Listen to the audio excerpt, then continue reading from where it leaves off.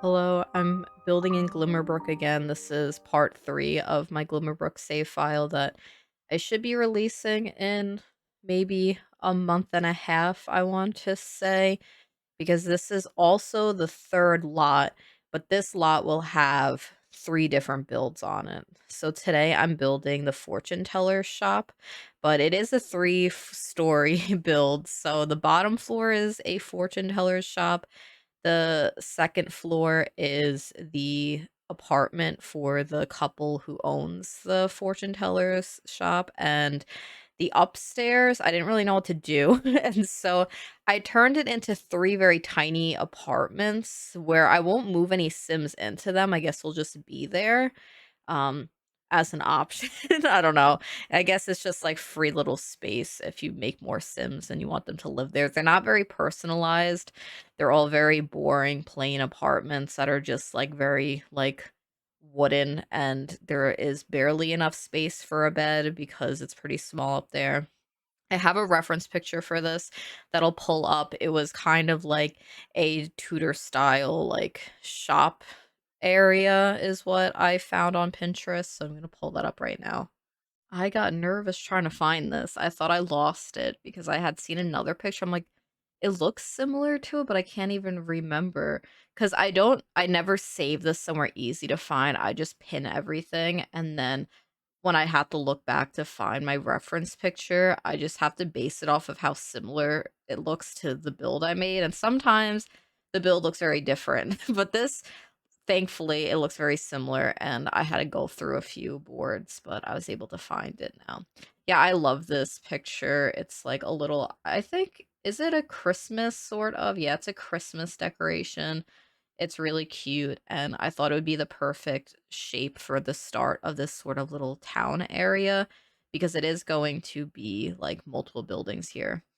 And I thought it would fit in really nicely. It also allowed me to use different colored accents that I don't normally use. So I use green accents on like the roof trim and stuff. Yeah, like here it is right now.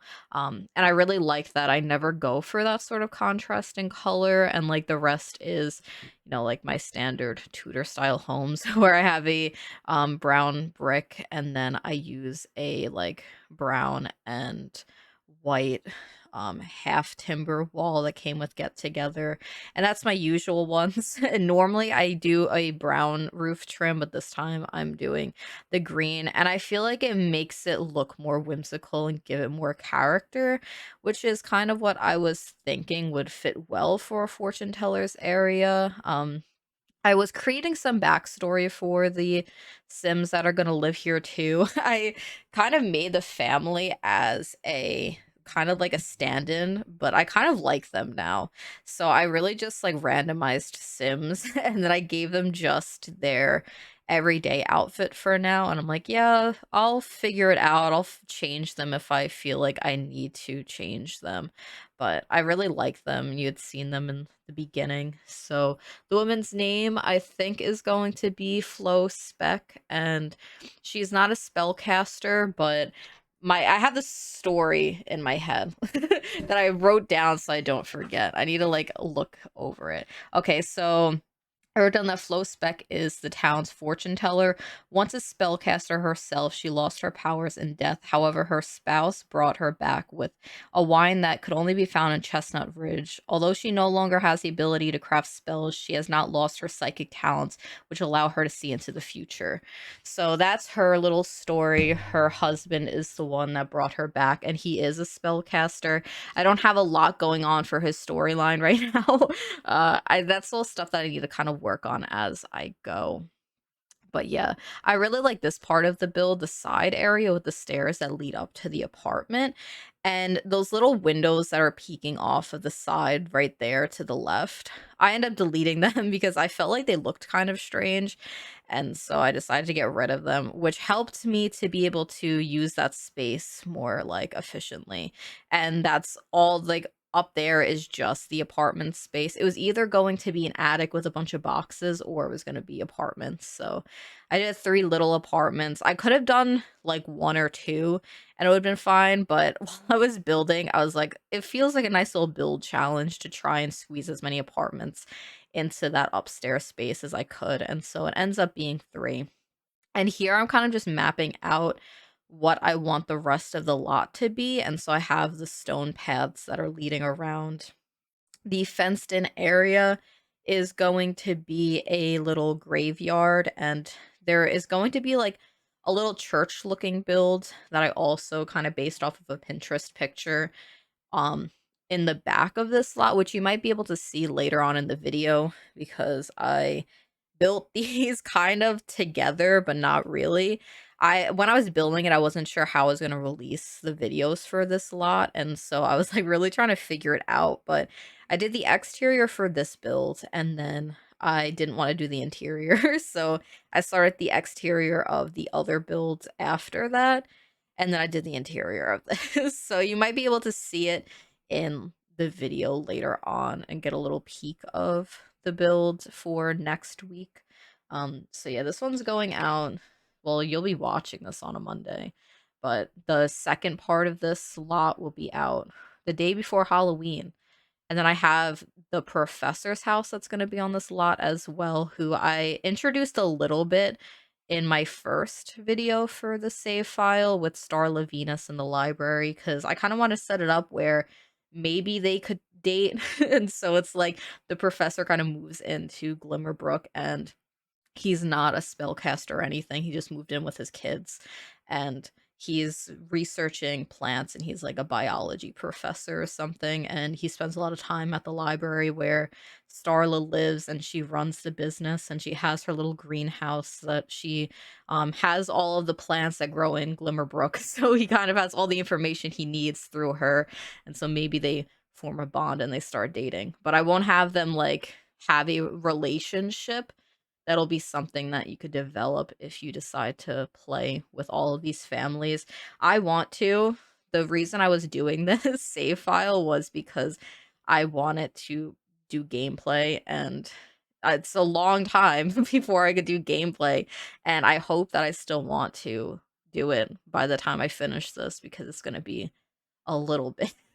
And then I have to put it all together, which is like it feels stressful right now to think about because I don't want it to be like flat, and I want it to feel very personal. I want the stories to feel real.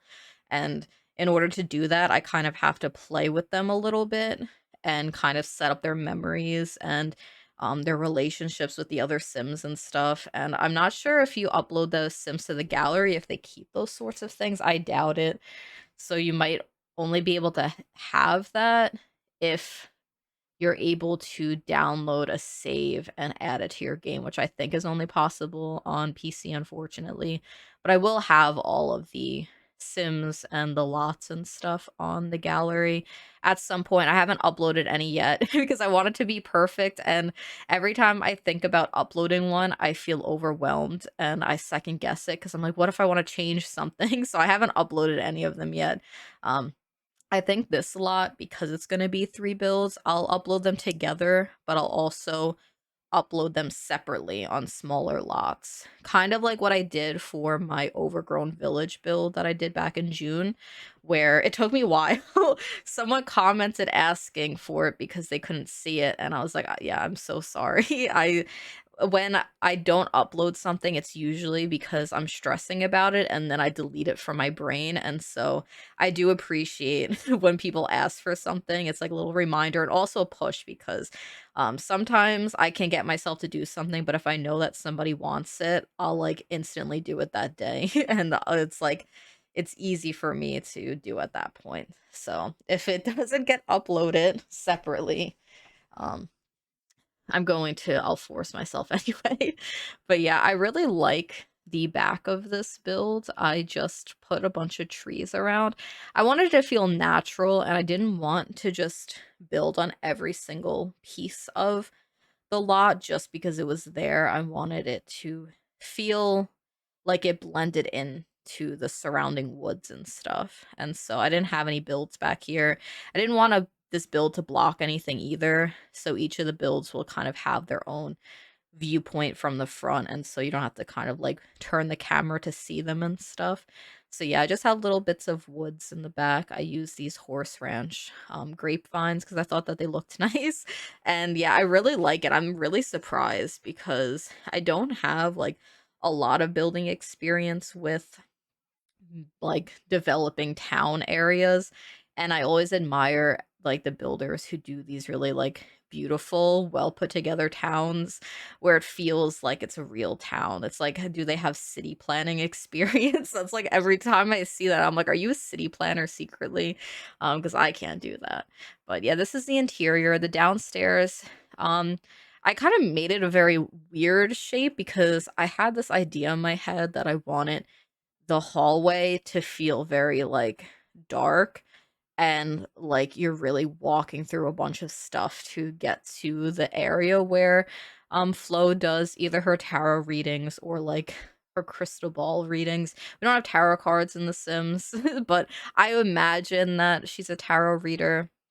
I was looking for this little box that I would pretend had tarot cards in it, but I realized that that comes in everyday clutter kit, and I'm not using any kits in this build. I always forget to mention that this is a a pack limited build. I'm doing air quotes with my fingers because it is around 15 packs total.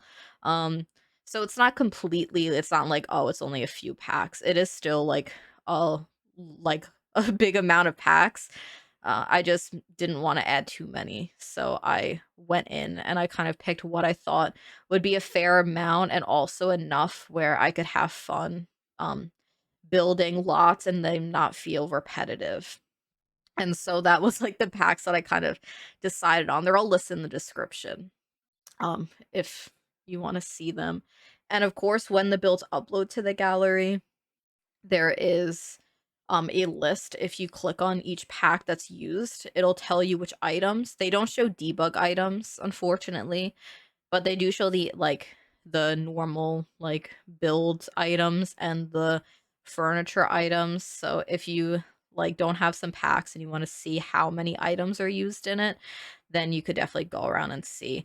I would highly recommend having get together for the save, just because that's what I've used for most of the exteriors for all of the builds, and without it, you'd probably have to change a lot of stuff, which if that's fun for you, then you don't need get together at all. You could go ahead and change everything to how you like it anyway. But yeah, I kind of like I was struggling with this room and I was just trying to pull out enough clutter to fill the spaces without using the same stuff that I feel like I always use. And so I went through and I pulled out some crystals in like different colors that I thought worked together. So there's like the orange and the green, there was a purple and a blue and a white crystal, and it just visually looked good to me. And so I liked those ones. I never put a lot of crystals in my builds only because they're pretty hard to find when you're looking through debug. You have to kind of type in the crystal name for them, and I don't remember the crystal names. And I'm someone who, if I have to look something up for a game, I usually don't. And then it's like I've been playing Animal Crossing again. And anytime, like, I have to look up a painting for Red, who sometimes sells, like, fake versions of paintings, and you have to, like, spot the difference. Anytime I have to look up the paintings, it takes me, like, a lot of brain power, and I'm like, "Okay, Megan, you're gonna look it up, and you're gonna find it." And then, like, afterwards, I feel so drained just from doing that. I kinda went on a tangent, I don't remember. Oh, yeah, it was about crystals in The Sims. Um, this is the little hallway. The first hallway, I guess there's 2 hallways. This is a hallway that leads to another hallway. It was very quick, you barely had seen anything. I just put some paintings down and, like, a couple of stools. This is where she does her little tarot readings. I had to move over that, wall partition because it was blocking the door when I was trying to record some stuff. So this build, I already play tested it. I didn't playtest everything, but I playtested it enough to know that, um, majority of the items work. But yeah, for this room, I wanted just a bunch of plants. Mostly because I get tired of searching through the catalog, and filling a room with plants is a very easy thing to do, and it also looks really pretty to me, and I like doing it. I'm gonna have to move some of these clutter items down because also when I was recording the little intro, I noticed that it peeks through the ceiling, and so I need to remember to fix that before I upload any of this to the gallery. Which, again, I don't know when that's gonna be. Well, this lot won't be uploaded for at least a few weeks anyway, because I'm releasing this build, and then next week it's going to be the little, like, church type build, and then maybe the week after that is the professor's house, unless I have another build that I want to release instead of that. But yeah, this area I thought of just like a little seating area where you could have some tea, maybe just as you wait for your appointment or something. You could go over to the shop where you could like sit there, is what I imagine. And this is the apartment for the couple up here. It's pretty small. It's just a one bedroom, one bathroom. Well, it's one and a half bathrooms. I struggle finding the placement for the bathroom. I feel like that's usually how my floor plans have been going as of recently. This apartment also, it I feel like I used way more color than I normally do in my interiors. I use a lot of complementary colors. I do a bunch of blue and yellow throughout. And I don't know why that is. I just, like, felt like it felt right. You could see that my reshape went off for a second. I've been editing those out more just, like, so it's not as shocking. I forgot to edit that one out, so my apologies. I also forgot to talk about the colors of the interior for downstairs. It's mostly just browns. That's what most of my interiors are. I use more purple accents downstairs. I think that the fortune telling table was blue, but that really didn't reflect what I was doing up here. I just picked out this blue floral wallpaper for the dining room, a yellow like tablecloth on the table, and the blue and yellow curtains, and I'm like, yes, this is it. And so I pull out clutter to match with some yellow flowers and like different yellow and blue accents. I really liked it, playing around with color and stuff. I don't normally do that very often. I did it in my Haunted Copperdale video that was released on Thursday, um, using different colors and stuff. So I'm continuing with this one. And blue wallpaper throughout. I do not build with blue very often, but it worked for this. I really like how it turned out.